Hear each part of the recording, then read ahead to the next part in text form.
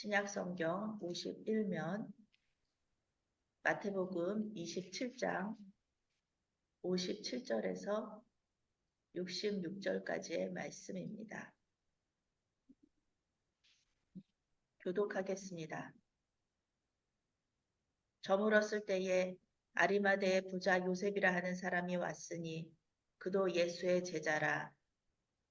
빌라도에게 가서 예수의 시체를 달라 하니 이에 빌라도가 내주라 명령하거늘 요셉이 시체를 가져다가 깨끗한 세마포로 싸서 바위 속에 한 자기 새 무덤에 넣어두고 큰 돌을 굴러 무덤 문에 놓고 가니 거기 막달라 마리아와 다른 마리아가 무덤을 향하여 앉았더라.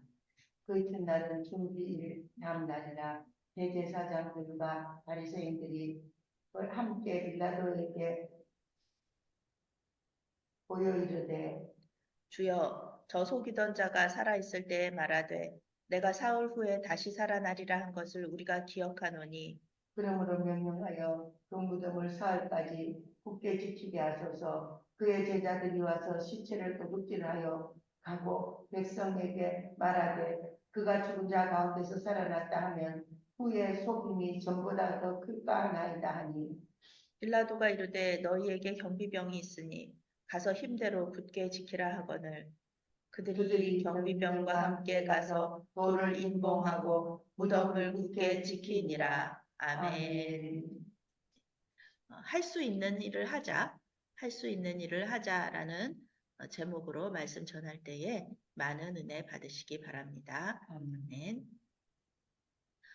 예수님의 고난의 발걸음을 따라가는 우리의 영성의 여정이 이제 거의 끝나갑니다. 오늘 예수님은 무덤 속에 계십니다.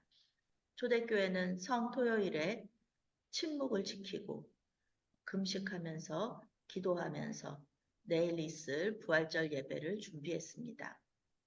예수님께서 이 땅에 사람으로 오셨을 때 사람들의 도움이 필요한 그 결정적인 순간이 있었습니다.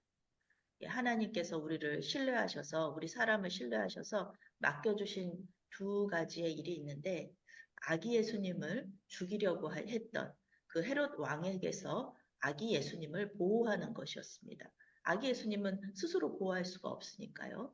그때랑 또 바로 오늘 예수님의 죽임당하신 몸을 지키는 것, 이것은 예수님께서 이 땅에 오셨을 때 우리 사람이 꼭 해야 되는 일이었습니다. 유대인의 율법에 따르면은 죽은 사람의 몸을 만지면 안식일 예배를 드릴 수가 없습니다. 유대인들은 안식일을 굉장히 중요하게 생각하잖아요. 보통 금요일 저녁에 시작되어서 토요일 저녁까지 이어집니다. 지금도 아주 그 율법에 충실한 유대인들 가운데에는 안식일에 그 음식을 안 해먹는 거는 당연하고요. 엘리베이터 버튼도 누르지 않는 사람들이 있습니다. 엘리베이터에 들어가서 가만히 서 있는 거예요. 그 버튼을 누르는 거 안식일에 일을 하는 거기 때문에.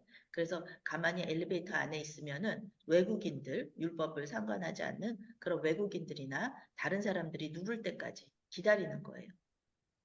그런 사람들이 있었는데 예수님은 금요일 3시경에 돌아가셨잖아요.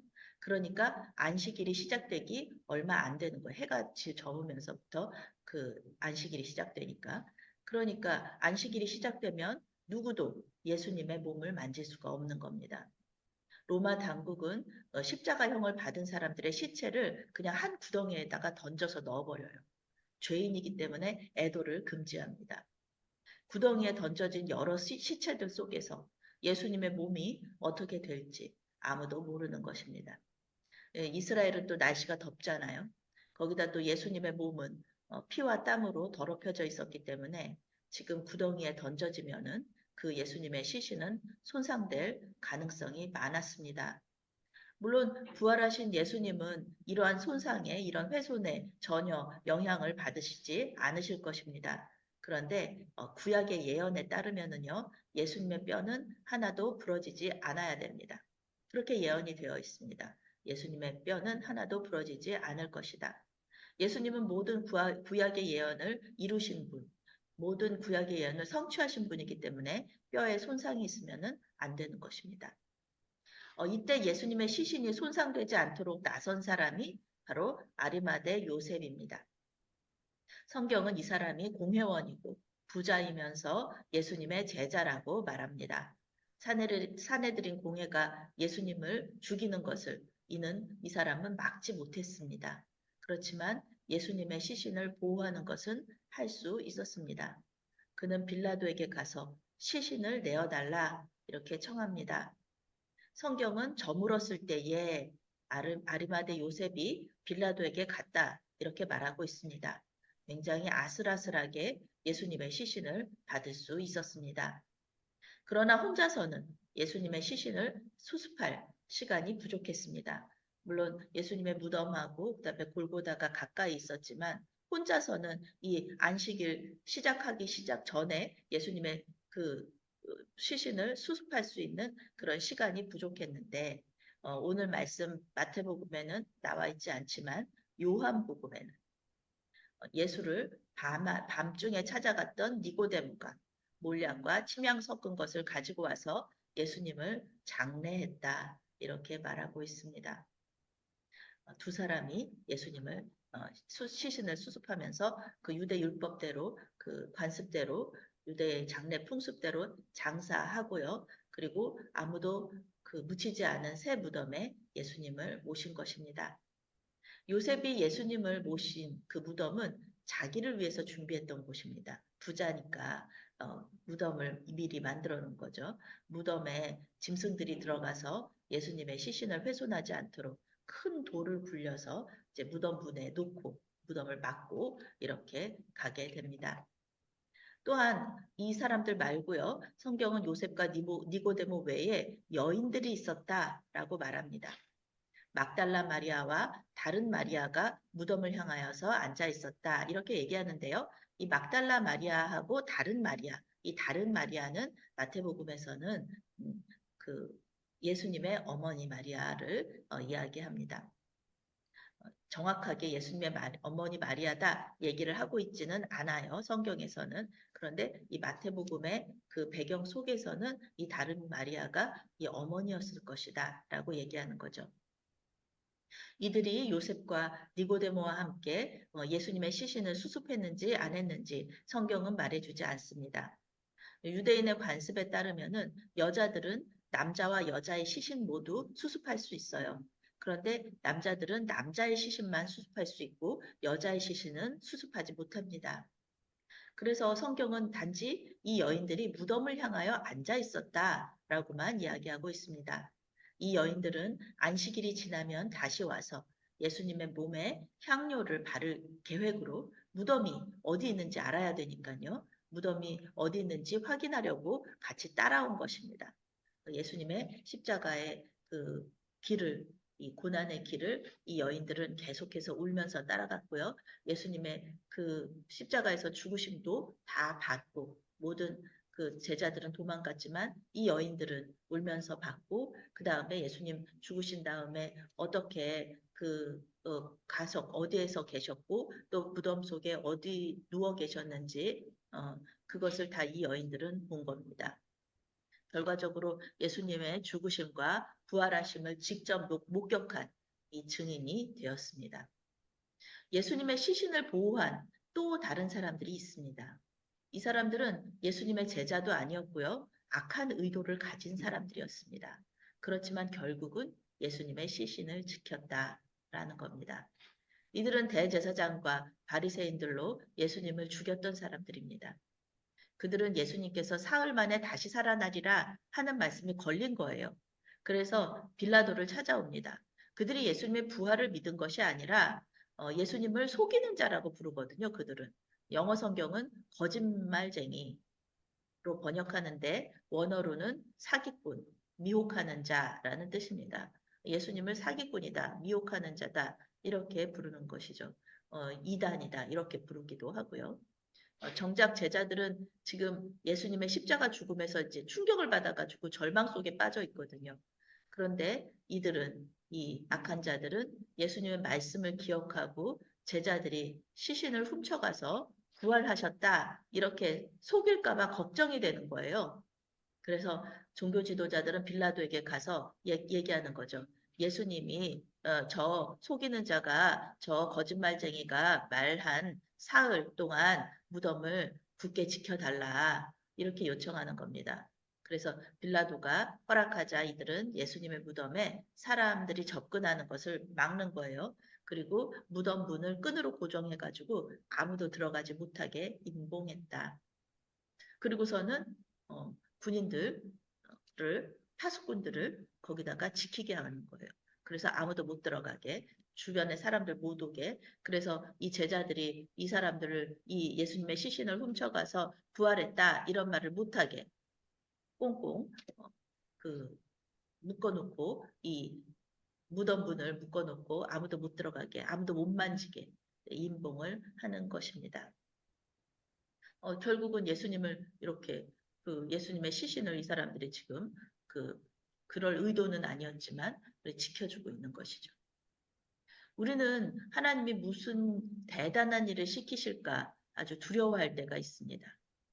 주님께서 무슨 아주 자기가 감당할 수 없는 아주 큰 헌신을 요구할까 싶어가지고 두려워가지고 깊이 기도하지 않을 때도 있습니다. 그러나 오늘 말씀 속에서 하나님은 할 수 없는 헌신을 요구하시지 않습니다. 우리가 할 수 있는 일을 통하여서 하나님께서는 놀라운 역사를 이루신 것을 오늘 말씀을 통해서 알 수가 있습니다.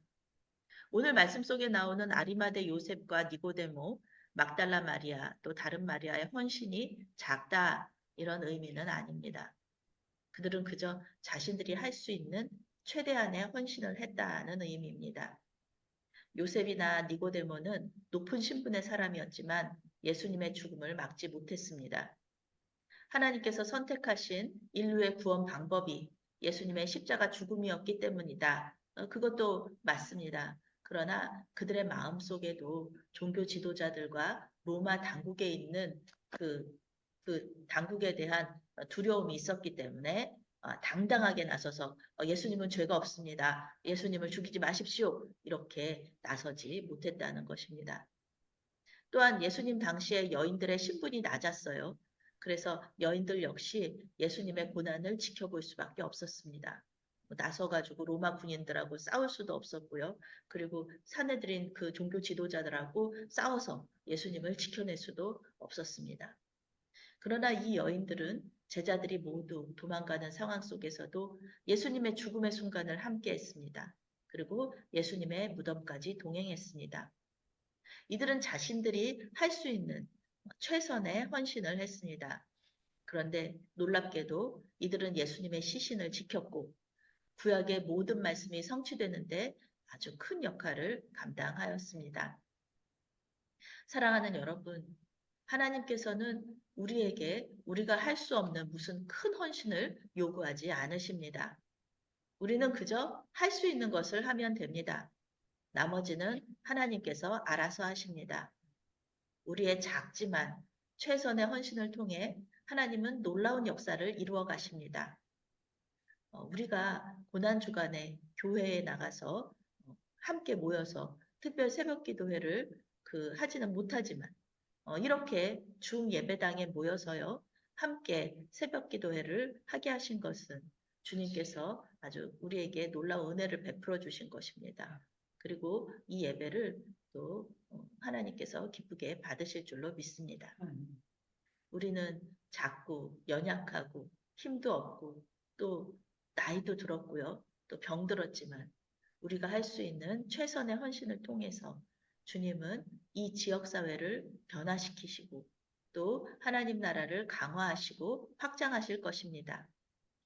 오늘 하루 주님께서 우리에게 원하시는 최선의 헌신이 무엇인지 성령께서 알려주시기를 기도하시면서 부활절을 준비하시는 저와 여러분이 되시기를 바라겠습니다. 아멘. 기도하시겠습니다.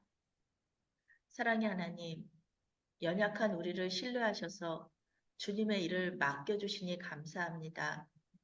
우리가 할 수 있는 최선의 헌신으로 주님과 주님의 교회와 이웃을 섬기기를 원합니다. 주님, 우리에게 주님의 일을 맡겨주시옵소서. 이 모습 그대로 우리를 올려드리오니 주님께서 기쁘게 받아주시고 아름답게 사용하여 주시옵소서. 고난주간 특별 새벽기도회를 무사히 마치고 부활의 새벽을 기다리게 하시니 감사합니다. 주님 홀로 영광 받아 주시옵소서. 예수님의 이름으로 기도합니다. 아멘.